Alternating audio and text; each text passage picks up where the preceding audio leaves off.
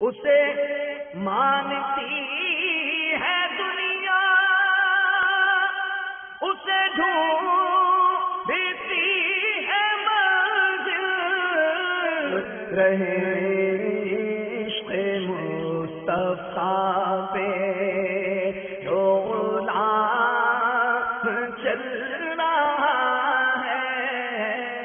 بہو mic check کرنے کے لیے بس اوقات مائک پر مختلف قسم کے جملے کہے جاتے ہیں، مائک کی مختلف قسم کی آوازیں آتی ہیں، ان آوازوں کا مسجد میں پیدا ہونا، اس بارے میں رہنمائی فرما دیں۔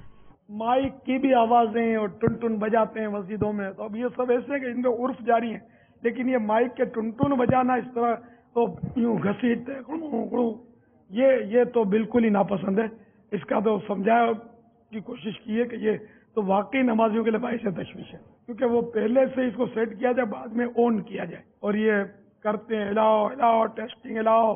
مسجدوں میں کرتے رہتے ہیں۔ تو اگر نمازیوں میں تشویش ہوتی ہے تب تو اس کی ممانعت رہے گی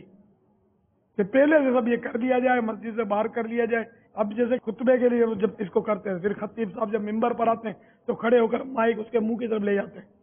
تو میں نے تو بہت پہلے ہی سمجھایا ہوا ہے کہ یار سب پہلے سے کر لو، اور بالکل منہ کی طرف لا کر پھر خطبے کی اذان ہو اور پھر ترکیب ہو، خطبے کے دوران وہ ٹڑنگ ٹڑنگ نہیں ہونی چاہیے۔ تقریباً ہر جگہ ہوتا ہے، بچپن سے دیکھتے ہیں، شعور ہی نہیں ہے، کسی کو توجہ ہی نہیں ہے اس کی کہ مسجد میں بلا وجہ اس طرح کی آوازیں، مائک کی گڑگڑاٹی سمجھ میں نہیں آتی، پسند نہیں ہے مجھے،